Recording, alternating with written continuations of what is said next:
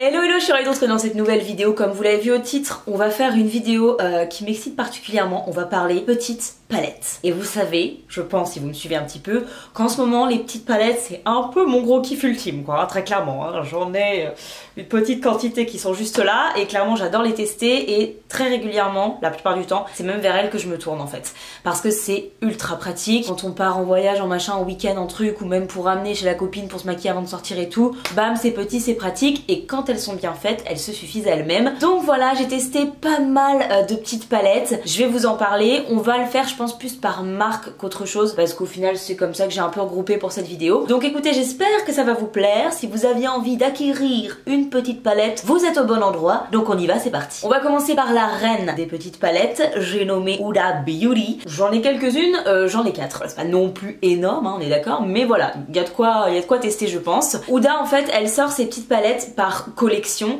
Elle en sort pas qu'une à chaque fois, elle sort à chaque fois une gamme. J'ai pris une petite palette dans certaines collections. Elle en a fait énormément, hein, parce qu'elle en sort, je pense, 2 ou 3 collections comme ça par an. Moi, j'ai la Ruby Obsession, donc ça, c'est une des anciennes versions. Il y a un ancien packaging, les autres, voilà, c'est pas le même. Sans hésiter, au niveau qualité de fard, je préfère les nouvelles, hein. Voilà, ça va être dit tout de suite. Je l'aime bien, mais voilà, je suis pas transcendée par les fards non plus. Ça fonctionne, c'est pas mal, mais voilà, c'est pas la palette que je préfère, on va être très clair. Les autres, donc la nouvelle version d'Huda, donc elle sort, comme je vous disais, des gammes à chaque fois avec plusieurs palettes. Donc on va faire dans l'ordre des sorties. La néon, voilà, la néon orange. Donc celle-ci, je crois qu'elles sont plus dispo si je dis pas de bêtises. Ça a été ma première, je crois, véritable palette vraiment colorée. Mais en tout cas, c'est vraiment l'une de celles que j'ai préféré avoir dans ma collection. Ce que je vais dire juste, c'est que les fards irisés sont des top coats. Jusque là, pourquoi pas, c'est très joli. Mais c'est pas la meilleure formulation au niveau des fards irisés. Ces fards mat sont top, mais les fards irisés, j'ai connu mieux et notamment dans ces deux-ci. Alors ensuite j'ai la Nude Rich. Celle-ci concrètement je l'ai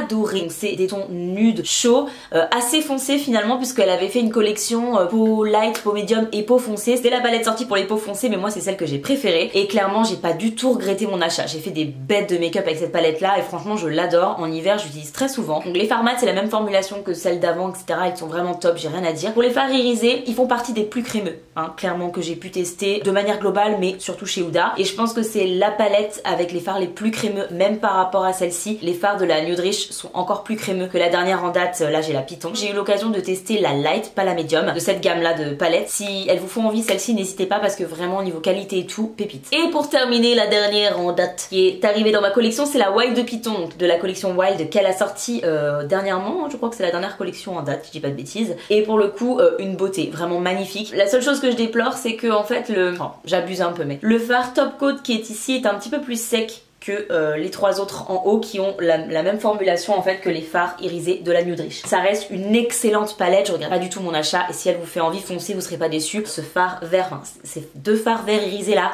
pas magnifiques, ils ressortent en photo mais de fou, ils sont sublimes. On va passer à une autre marque, c'est Anastasia Beverly Hills qui elle aussi a sorti des palettes. Alors il y a eu 2 sorties, on va dire 2 gammes. Il y a eu d'abord les Norvina, donc il y en a eu plusieurs. Moi j'ai la petite donc volume 3. En fait c'était des petites palettes qui étaient finalement un peu assorties aux grandes Norvina qui sont très très grandes, hein, j'en ai une juste là. Voilà, qui étaient sorties à ce format là, donc voilà, pour comparer on est sur un format bien moindre, mais pas pour autant déplaisant, bien au contraire. Moi ici j'ai la volume 4 en grand format et je l'adore, on n'est pas du tout sur les mêmes teintes hein, mais voilà, elle est immense, il y a beaucoup de fards dedans. Donc on a dit c'est la volume 3 et vraiment canon, j'adore cette palette. La seule chose que je vais reprocher aux petites Norvina, en tout cas sur la volume 3, c'est que les fards irisés ont tendance à se patiner relativement facilement. C'est pas ma formulation de fard irisé préférée, loin de là. Par contre on a des couleurs de dingue, des fards mat absolument sublimes et ce fard pailleté multichrome, duochrome, je sais même pas comment vous décrire, qui est le fard pailleté de ma collection. Vraiment c'est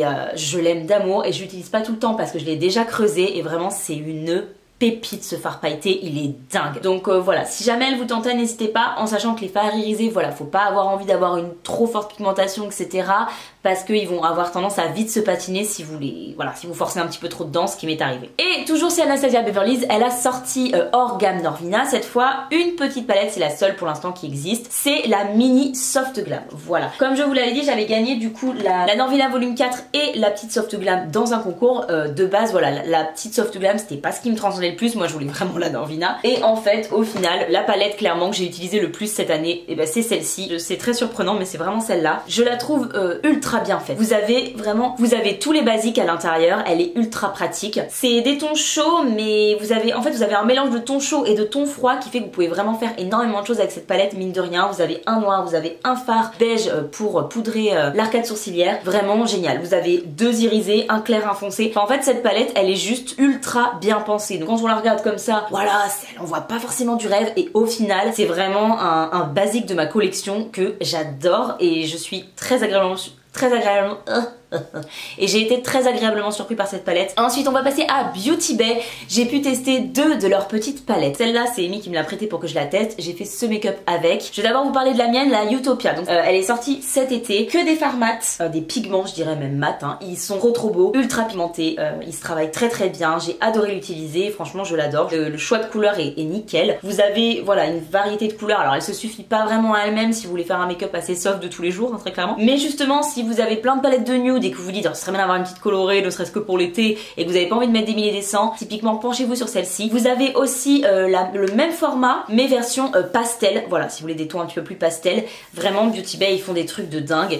Voilà, la seule chose c'est que si vous êtes grand fan de fards irisés, ben, ne vous penchez pas sur celle-ci parce que c'est que des fards mat. Voilà. Ensuite on a la Fairy Matte, donc celle-ci c'est une palette encore une fois de chez Beauty Bay. Vous avez 9 fards à l'intérieur de celle-ci, j'adore le format. Chez Beauty Bay il y a beaucoup de petites palettes, ils en ont fait plusieurs et j'adore. Si vous aimez les irisés etc, vous avez d'autres palettes chez Beauty Bay mais il n'y en a pas énormément pour l'instant. Leur petite palette se concentre plus sur les fards mat pardon. Voilà, vous avez vraiment plusieurs options chez Beauty Bay. L'idée c'était en fait de faire en plus petit des palettes plus grandes qui existaient déjà et je trouve l'idée géniale.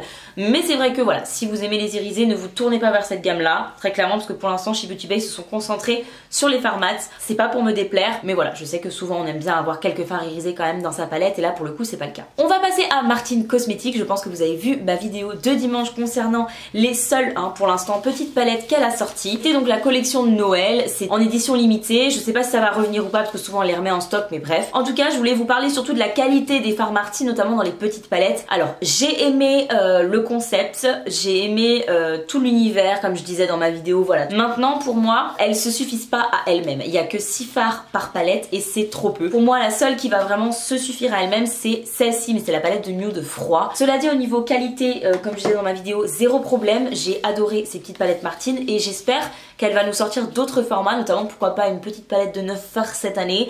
Si on a la même qualité que sur celle-ci, je pense que clairement je serai preneuse. Et je vais terminer avec mon coup de cœur de ces derniers temps.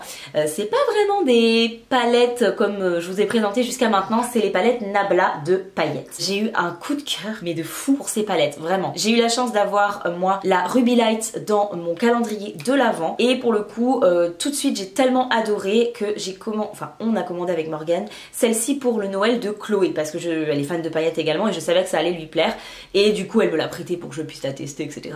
Et je suis amoureuse de ces palettes, réellement. Je les mets dans cette vidéo parce que ce sont des petites palettes pour le coup, même si c'est que des paillettes ça ne change rien. Typiquement mon combo gagnant, une petite palette Nabla, une petite palette de mat comme ça. Voilà, je pars en voyage, c'est bon, c'est fini. Moi j'ai tout ce qu'il faut là-dedans, vous voyez, donc ça prend pas de place et c'est le duo, pour moi le duo gagnant. Donc voilà, fallait que je vous parle de ces palettes là. Alors clairement elles ne sont pas données, on est sur 30 € la palette, c'est méga cher pour 4 fards, je suis d'accord avec vous. Sauf que c'est tellement des bebons que je vais mettre 30 € pour avoir ces palettes. Voilà, je vous le dis. Vous allez avoir, je pense, clairement la collection complète cette année sur ma chaîne. En plus, c'est cruelty free, donc je suis ravie. Et bah écoutez, voilà pour cette vidéo. J'espère vraiment que ça vous a plu. Donc n'hésitez pas à me dire en commentaire quelle petite palette vous avez adoré. Et si vous avez des recommandations à me faire, n'hésitez pas, mettez-moi ça en commentaire. Je serais ravie de tester d'autres petites palettes pour vous faire pourquoi pas une update de cette vidéo dans quelques temps. En tout cas, si cette vidéo vous a plu, n'hésitez pas à me mettre un petit like et à vous abonner si c'est pas encore fait. Ça me soutient énormément, donc je vous remercie d'avance. Nous, on va se retrouver dimanche pour une future vidéo. D'ici là, portez-vous bien et moi j'ai plus qu'à vous dire à très vite. Bye.